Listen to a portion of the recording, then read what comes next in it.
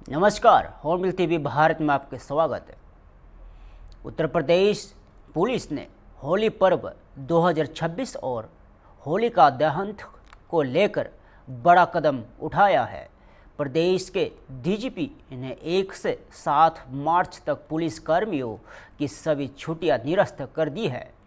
प्रदेश के सभी DG, ADG, IG, DIG और एसएसपी को इस संबंध में सख्त निर्देश जारी किए गए हैं।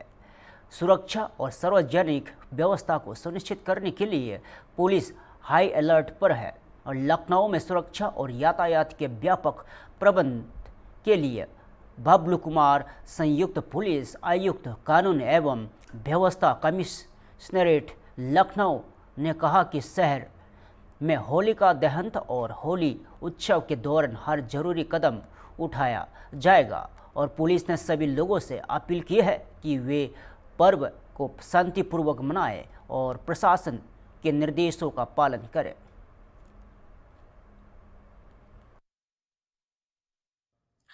देखिए, होली का त्योहार 2 तारीख से 4 तारीख तक रहेगा और ये अति उत्साह का त्योहार है, खुशी का त्योहार है और इसकी व्यवस्था के लिए पूरी पुलिस की टीम काफ़ी दिनों से हम लोग काम कर रहे थे।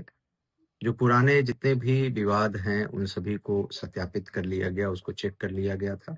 साथ ही साथ प्रत्येक थाने के लेवल पे, एसीपी के लेवल पे जो थाने के संभ्रांत लोग हैं, जो अच्छे लोग हैं, जो आयोजक गण हैं, उन सभी के साथ पीस कमेटी की बैठक कर ली गई ताकि एक कोऑर्डिनेशन बना रहे।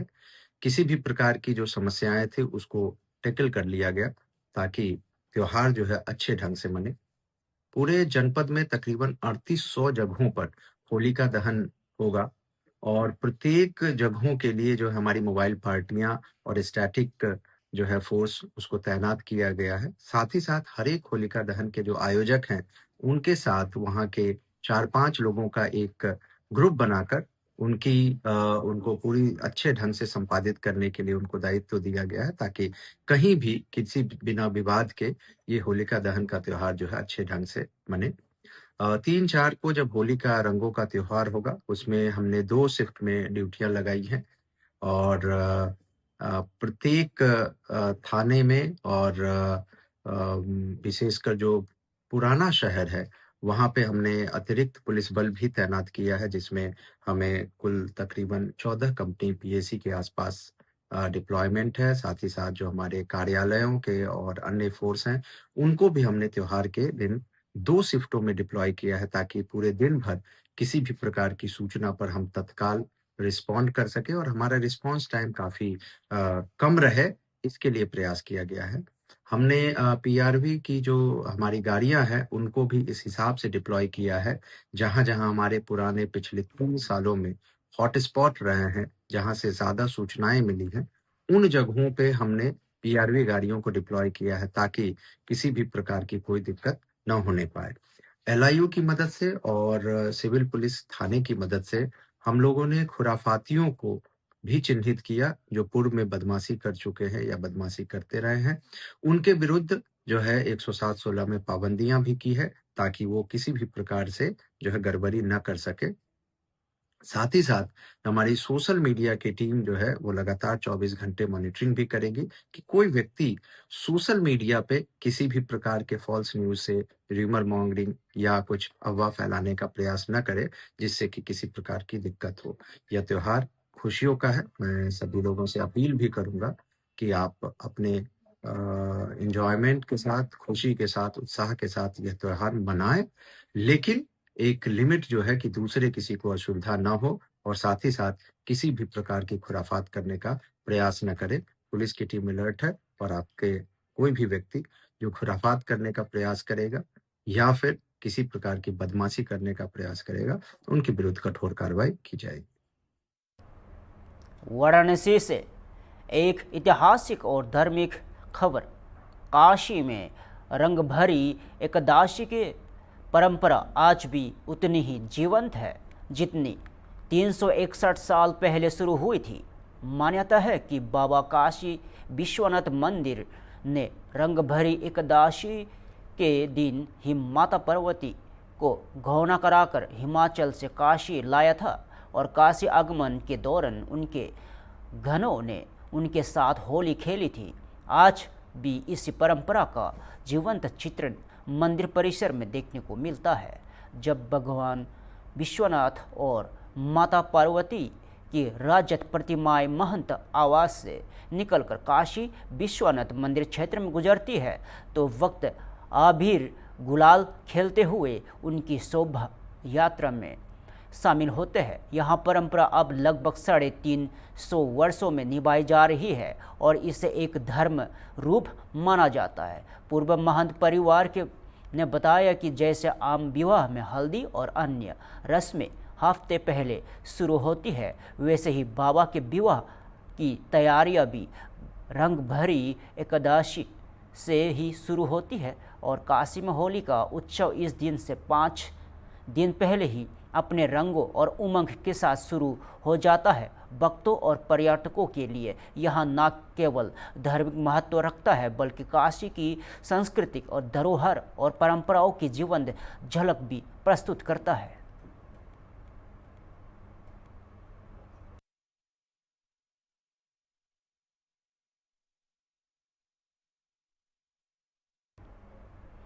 लखनऊ से बड़ी खबर।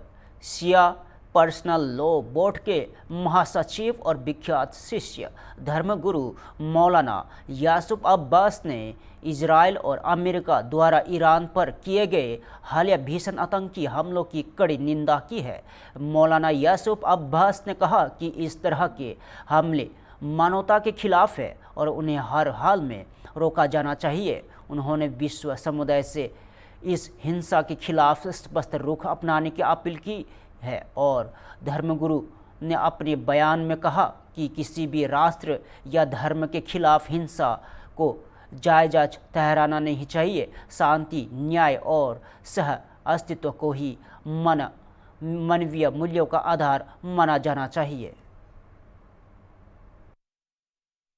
जिस तरीके से इजराइल ने ईरान के ऊपर हमला किया है वो बड़े ही अफसोसनाक है, क्योंकि रमज़ान का मुक़द्दस महीना चल रहा है और रमज़ान के मुक़द्दस महीने में जहाँ के ऊपर जंगें रोक दी जाती हैं वहाँ के ऊपर यह काफिर शातिर अमेरिका की नाजायज़ औलाद इजराइल ने जिस तरीके से ईरान के ऊपर हमला किया है, अब इजराइल और अमेरिका को बाकायदा तैयार रहना चाहिए है कि ईरान पलट के भरपूर तरीके से उसका जवाब देगा और खाड़ी के अंदर जितने भी अमेरिका के अड्डे हैं उसको इंशाल्लाह ईरान तबाह व बर्बाद करेगा। क्योंकि इससे पहले भी जब ईरान ने अपने मिसाइल मारे थे तो अमेरिका और इजराइल को अपने घुटनों तले, अपने पैरों तले लाके आयतुल्लाह खामनाई साहब ने रख दिया था और डोनाल्ड ट्रंप को ट्वीट करना पड़ा था और सीज़ फायर का ऐलान करना पड़ा था। ट्रंप ट्वीट पर ट्वीट करेगा मगर ईरान हमलों को जारी रखेगा। ये लड़ाई हक़ व बातिल की है, ये लड़ाई इंसानियत की लड़ाई है जो ईरान लड़ रहा है। ईरान ने पहल नहीं की है, ईरान डिफेंस मोड में खड़ा हुआ है, मगर अगर से पहल की है इजराइल ने और अमेरिका ने तो इंशाल्लाह भरपूर जवाब दिया जाएगा। और मैं भारत सरकार से ये गुजारिश करूंगा, क्योंकि नरेंद्र मोदी जी भी कल ही इजराइल के दौरे से लौटे हैं, लिहाजा इजराइल से ताल्लुकात ना रख के वो भारत से अपने ताल्लुकात रखें तो बेहतर होगा।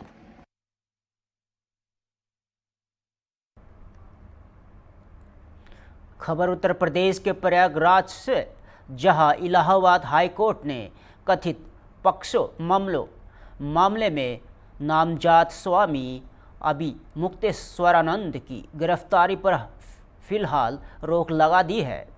नाबालिगों के कथित यौन शोषण के आरोपों से जुड़े इस मामले में हाई कोर्ट ने अग्रिम जमानत याचिका पर सुनवाई के बाद अपना आदेश सुरक्षित रख लिया है। न्यायमूर्ति जितेंद्र कुमार सिन्हा की एकल पीठ में करीब 1 घंटे से अधिक समय तक सुनवाई चली। बताया जा रहा है कि झुंसी थाने में दर्ज एफआईआर में माघ मेला और महाकुंभ के दौरान नाबालिगों के साथ कुकर्म के आरोप लगाए गए पुलिस पीड़ितों के बयान दर्ज कर चुकी है और मेडिकल प्रतिक्रिया भी पूरी हो चुकी है। सुनवाई के दौरान पीड़ित पक्ष ने अग्रिम जमानत का विरोध किया, जबकि बचाव पक्ष ने अदालत में अपने तर्क रखे। फिलहाल अदालत के अंतिम आदेश का इंतजार है और इस फैसले को स्वामी अभी मुक्तेश्वरानंद और उनके सहयोगी स्वामी मुकुंद दानंद के लिए अंतरिम राहत के तौर पर देखा जा रहा है। फिलहाल आगे की कानूनी कार्रवाई और अदालत के अंतिम फैसले पर भी सभी की नजरें टिकी है। 45 पर माननीय न्यायमूर्ति ने सुनवाई शुरू करी। जस्टिस जितेंद्र सिन्हा की कोर्ट में ये केस लगा हुआ था और इस पे दोनों पक्ष से बहुत ही जोरदार बहस हुई। उसमें सीधे सीधे सवाल ये था कि क्या इस एफआईआर में जो पॉक्सो एक्ट में हुई थी गिरफ्तारी किया जाना जरूरी है कि नहीं है। लेकिन कोर्ट ने इस बात को पाया कि जिस मेलाफाइड इंटेंशन से एफआईआर किया गया है, जो वर्जन आया है, कंट्राडिक्टरी वर्जन आया है, उसको देखते हुए हाईकोर्ट ने तत्काल गिरफ्तारी पर रोक लगा दी है। ये अंतरिम राहत दिया है शंकराचार्य जी को और ये हाईकोर्ट ने जो फैसला दिया अभी फिलहाल काउंटर मांगा है और उसके जवाब आने के पास अंतिम फैसला होगा, लेकिन फिलहाल गिरफ्तारी पर रोक लगा दिया है। मैं दूसरे पक्ष का जवाब इंतजार करेगी कोर्ट की क्या आता है या फिर इस पे क्या? जी बिल्कुल दूसरे पक्ष का इंतजार करेगी।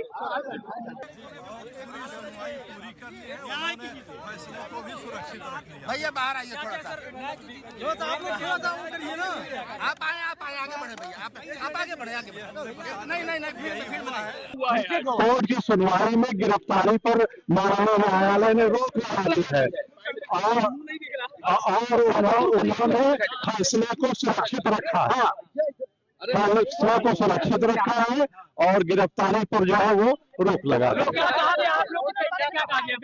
हम लोगों की तरफ से ये कहा गया कि वो न तो हमारे स्कूल में कभी पढ़ता था, वो किसी हरदोई के स्कूल का उन्होंने सर्टिफिकेट प्रस्तुत किया है, उनका ही सर्टिफिकेट उनकी बात को झूठा साबित करता है।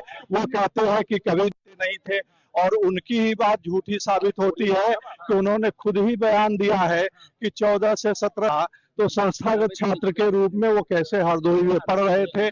ये सभी चीजें और बातें झूठी हैं और जो भी आरोप लगाया गया है वो निराधार झूठा है और उनकी जो है हिस्ट्री सीटर जो है आशुतोष ब्रह्मचारी जो है उनके द्वारा जो है ये सब लगाया गया आरोप है, इसलिए जो है वो यह विश्वास करने के योग्य नहीं है। जो व्यक्ति जो है वो इनामी है 25,000 के, उन्होंने ये सब आरोप लगाया है और मेडिकल रिपोर्ट में कुछ नहीं आया है। मेडिकल रिपोर्ट में 1-1.25 महीने के बाद कोई मेडिकल रिपोर्ट होती है तो उसमें ऐसा कुछ नहीं आता है और वहां पर जो इंक्वायरी रिपोर्ट है उसमें लिखा है जो प्रचार दुष्प्रचार किया जाता है वहां बच्चों ने ये नहीं कहा है कि उनके साथ जो है वो कोई अन्य प्रकार से कृत्य हुआ है। उन्होंने कहा है कि उनके माने मुंह के पास जो है वो अशोभनीय कार्य हो स्पर्श किया गया, तो उसको जो है हम लोगों ने ये कहा कि अगर ये सही भी मान लिया जाए तो मेडिकल में इसकी क्या रिपोर्ट आई। तो मेडिकल में यही रिपोर्ट है कि भाई अब जो हम लोगों को इन्होंने मौखिक बताया है लेकिन अब मेडिकल रिपोर्ट में तो कोई कंक्लूसिव कुछ है नहीं। नाबालिग होने को लेकर क्या हुआ? मार्कशीट देखी गई, ऐसा कुछ? मार्कशीट जो देखी गई नाबालिग के लिए वो तो नीचे का न्यायालय बताएगा, वो तो जुवेनाइल जस्टिस एक्ट के अंतर्गत वो कोर्ट ने जो है वो अपना उसको देख लिया। वो मुख्य रूप से उन्होंने आयु के प्रमाण पत्र के लिए बताया था लेकिन वो भूल गए थे कि उसमें संस्थागत छात्र लिखा है और वो 2025 में संस्थागत छात्र के रूप में हरदोई के विद्यालय से पास किया है 2025 में, जबकि वो कह रहा है कि हम 2024 से उनके यहाँ नजरबंद थे उनके छात्रावास में। तो ये अविश्वसनीय घटना है। राजधानी लखनऊ से इस वक्त की बड़ी राजनीतिक प्रतिक्रिया। AIM के राष्ट्रीय प्रवक्ता आसिम वकर ने आम आदमी पार्टी के नेताओं को बधाई देते हुए संसद में एक नए कानून की मांग उठाई। आसिम वकर ने कहा कि वे अरविंद केजरीवाल और मनीष सिसोदिया को सत्य की जीत बधाई देते हुए और साथ ही उन्होंने संजय सिंह और पूरे विपक्ष से संसद में क्रिमिनल अकाउंटेबिलिटी लॉ बनाने की मांग उठाने की अपील की। उन्होंने कहा कि यदि वे कभी संसद पहुंचते हैं तो उनकी पहली मांग यही होगी कि निर्दोष लोगों को जेल भेजने वाले अधिकारियों को निलंबित कर उनके खिलाफ सख्त कार्रवाई की जाए। आसिम वाकर ने यह भी आरोप लगाया कि जिस तरह की केजरीवाल और सिसोदिया को फंसाया गया, उसी तरह शंकराचार्य अभिमुक्तेश्वरानंद के खिलाफ भी साजिश रची जा रही है। उनका दावा है कि अंततः वे भी निर्दोष साबित होंगे। उन्होंने कहा कि झूठे आरोपों की वजह से कई लोगों की जिंदगी और करियर बर्बाद हो जाते हैं और यदि जल्द कानून नहीं बना तो यह सिलसिला आगे भी जारी रहेगा। फिलहाल इस बयान के बाद राजनीतिक हलकों में बहस तेज हो गई है।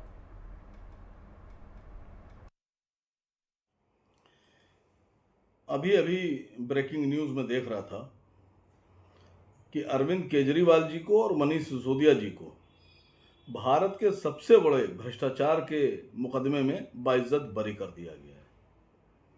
बहुत बहुत बधाई अरविंद भाई आपको और मनीष भाई आप दोनों को।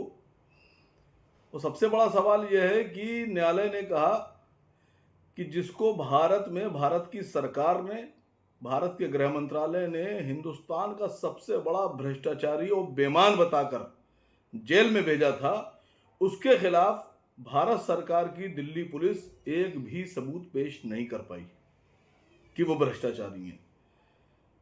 न्यायालय ने यह भी कहा कि जिसको देश का सबसे बड़ा भ्रष्टाचारी बताया गया वो व्यक्ति कट्टर ईमानदार है। यानी अरविंद केजरीवाल के बारे में न्यायालय कह रहा है कि वो कट्टर ईमानदार इंसान हैं और उसके बाद उनको जेल भेज दिया गया। मैंने कुछ दिन पहले एक मांग की थी कि क्रिमिनल अकाउंटेबिलिटी लॉ का मांग की थी कि भारत सरकार एक ऐसा कानून बनाए जिसमें उन अधिकारियों के खिलाफ ये अपराध तय हो कि जो लोग ईमानदार लोगों को, बेगुनाह और निर्दोष लोगों को कॉन्स्पिरेसी के तहत फंसाकर जेल भेजते हैं, उनका कैरियर खत्म करते हैं, ऐसे अधिकारियों की जवाबदेही तय होना चाहिए। ये एक मामला नहीं है। एक मुख्यमंत्री को घसीटते हुए आप जेल ले गए और पुलिस पकड़ के लिए जा रही है, कह रही है कि साहब ये भ्रष्टाचारी है। सारे विभाग उसके खिलाफ खड़े हो गए। दूसरा मामला, मैंने इससे पहले एक मामला और आप लोग के सामने रखा था। अयोध्या में मुईद खान समाजवादी पार्टी के जो नेता थे, उनकी बेकरी तक बुलडोजर से गिरा दी गई और सारा मीडिया और पुलिस और विभाग और मंत्री ये सब चिल्लाते रहे कि वो बलात्कारी है। आज वो बाइज्जत बरी हो गए कि उनके खिलाफ कोई सबूत ही नहीं है। तो जिन लोगों ने उनके खिलाफ साजिश रची, उनको अपराधी घोषित किया, बलात्कारी घोषित किया, उनकी जवाबदेही कौन तय करेगा। तीसरा मामला भी एक और बता रहा हूं आपसे। 2002 में एक अक्षरधाम ब्लास्ट हुआ था। उसमें जो लोग पकड़े गए थे उनमें से 2014 में 6 लोगों को बाइज्जत बरी कर दिया गया। कहा गया उनके खिलाफ कोई सबूत नहीं है और बाकी बचे 3 लोगों को अभी जनवरी 2026 में न्यायालय ने पुलिस को फटकार लगाते हुए उनको बाइज्जत बरी किया है। तीनों को कहा कि ये तीनों बेचारे विदेश में नौकरी करते थे, इनका ये शरीफ लोग हैं, इनके ऊपर कोई आरोप साबित नहीं होता है और पुलिस इनके ऊपर कोई भी किसी तरह का भी अपराध साबित नहीं कर पाई, ना साजिश साबित कर पाई, ना वो अक्षरधाम ब्लास्ट में मुलव्विस थे। ये मैं इसलिए कह रहा हूं कि अकाउंटेबिलिटी लॉ बनना चाहिए। वो अधिकारी जो निर्दोष लोगों को फंसाते हैं दबाव में आके, सरकार के कहने पर साजिशन, जातिवाद या धार्मिक उन्माद में आकर, ऐसे लोगों को नौकरी से बर्खास्त किया जाना चाहिए। दूसरा, ऐसे लोगों को कम से कम उतने दिन तो जेल में रहना पड़े जितने दिन उनकी वजह से निर्दोष लोग जेल में काट रहे हैं। अब समझिए 2002 और 2026, 24 साल आपने पूरा कैरियर खत्म कर दिया। जो आदमी जवान था वो बुढ़ा हो गया, उसका परिवार नष्ट कर दिया आपने, और उसके बाद में आप सीना चौड़ा करके मूंछ पे ताव देके घूम रहे हैं। जिस दिन मैं संसद में पहुंचा, मैं वादा कर रहा हूं देश के लोगों से, सिर्फ मुसलमानों से नहीं, देश के लोगों से, कि मेरा पहला सवाल और पहली मांग सरकार से यही होगी कि क्रिमिनल अकाउंटेबिलिटी लॉ बनाया जाए। ऐसे लोग जो निर्दोष लोगों को अपराधी बनाकर जेल में डाल देते हैं बिना सबूतों के, और बाद में वो लोग निर्दोष साबित होकर छूटते हैं, ऐसे अधिकारियों को नौकरी से निलंबित किया जाए, उनकी पेंशन, ग्रेजुटी सब रोकी जाए, उनके ऊपर अपराध तय किया जाए और कम से कम उतने दिन तो उनको जेल में रहना ही पड़े जितने दिन उनकी वजह से निर्दोष लोग जेल में गए। और मैं एक ताज़ा मामला भी बता रहा हूं आपसे। उत्तर प्रदेश के एक शंकराचार्य अभी मुक्तेश्वरानंद की छवि को धूमिल किया जा रहा है। देश में उनको एक बलात्कारी के और दुराचारी के रूप में पेश करने की कोशिश की जा रही है। ये मेरा अपना दावा है। जैसे बाकी 3 मुकदमे साबित हुए हैं, बेगुनाह लोगों को, निर्दोष लोगों को फंसाया गया, वैसे ही मेरी ये अंतरात्मा कह रही है कि शंकराचार्य को भी इसी तरह से फंसाया जा रहा है और आगे चलकर वो भी निर्दोष ही साबित होंगे। मैं संजय सिंह जी से मांग करता हूं, मैं राहुल गांधी जी से मांग करता हूं, मैं इमरान प्रतापगढ़ी साहब से मांग करता हूं, मैं नासिर हुसैन साहब से मांग करता हूं, मैं प्रमोद तिवारी जी से मांग करता हूं, मैं मल्लिकार्जुन खड़गे जी से मांग करता हूं, मैं दिग्विजय सिंह जी से मांग करता हूं, मैं और तमाम लीडरों से, टीएमसी के लीडरों से, सांसदों से मांग करता हूं कि आपसे गुजारिश है कि इस बार जब लोकसभा चले तो क्रिमिनल अकाउंटेबिलिटी लॉ के लिए आवाज उठाइए, सरकार से मांग कीजिए, दबाव बनाइए। किसी भी तरह से ये कानून बहुत जरूरी है। आप लोग उठाएंगे तो बहुत अच्छी बात है, देश आपके साथ खड़ा होगा, और अगर आप लोग नहीं उठाएंगे तो मैं उठाऊंगा, इस मांग को सड़क पर उठाऊंगा। अगर संसद में नहीं हो तो सड़क पर उठाऊंगा, राजनीतिक मंचों से उठाऊंगा, और इंशाल्लाह ये कानून बनवा के रहूंगा। अगर आप लोग का साथ रहा, आप लोग की दुआएं रहीं और उस परवरदिगार की मेरे ऊपर मेहर रही, तो इंशाल्लाह ये कानून मैं बनवा के रहूंगा, क्रिमिनल अकाउंटेबिलिटी लॉ। बड़ी खबर दिल्ली की राजनीति से जुड़ी है। दिल्ली की मुख्यमंत्री रेखा गुप्ता ने शराब नीति मामले में अरविंद केजरीवाल की निचली अदालत से बड़ी होने पर तीखी प्रतिक्रिया दी है। रेखा गुप्ता ने कहा है कि यह अभी सिर्फ निचली अदालत का फैसला है और अंतिम निर्णय आना बाकी है। उन्होंने आरोप लगाया कि जब शराब नीति विवाद उठा था तब सबूतों से छेड़छाड़ की गई है और लगभग 150 मोबाइल फ़ोन का डेटा नष्ट किया गया। और मुख्यमंत्री ने सवाल उठाया कि अगर सब कुछ सही था तो शराब नीति को वापस क्यों लिया गया। और उन्होंने यह भी कहा कि पूरे सेक्टर को निजीकरण की दिशा में ले जाना क्या सही था। इसके साथ ही उन्होंने कथित शीश महल और स्कूल मामले का जिक्र करते हुए कहा कि दिल्ली की जनता के साथ बेईमानी की गई। और रेखा गुप्ता का यह कहना है कि दिल्ली की जनता पहले भी राजनीतिक फैसले दे चुकी है और आगे अदालत का भी जो भी अंतिम आदेश आएगा वह न्यायपूर्ण होगा। वही आम आदमी पार्टी लगातार इन आरोपों को राजनीतिक साजिश करार देती रही है। फिलहाल इस बयान के बाद दिल्ली की सियासत एक बार फिर गर्मा गई है। आप सबकी निगाहें अदालत की अगली सुनवाई पर टिकी है। मैं ये कहना चाहती हूँ कि ये अभी लोअर कोर्ट का डिसीजन या उनकी सेइंग्स हो सकती है, और हम सब जानते हैं कि जब ये सारा मामला उठा था तो किस तरीके से सबूतों के साथ उन्होंने छेड़छाड़ करी। 150 मोबाइल जो है उन्होंने ख़त्म करने की कोशिश की, सारा उसका डाटा उड़ा दिया गया।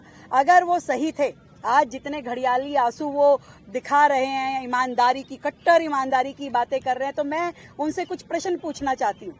अगर वो सही थे तो क्यों जैसे ही जांच शुरू हुई तो उन्होंने अपनी ये लीकर पॉलिसी को विड्रॉ कर लिया, तुरंत वापस किया? अगर वो सही थे तो ऐसा क्यों किया गया?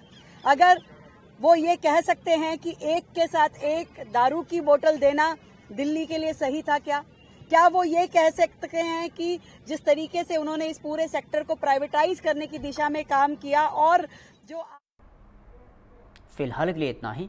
ताज़ा खबरों के लिए बने रहिए होम बिल टीवी भारत के साथ।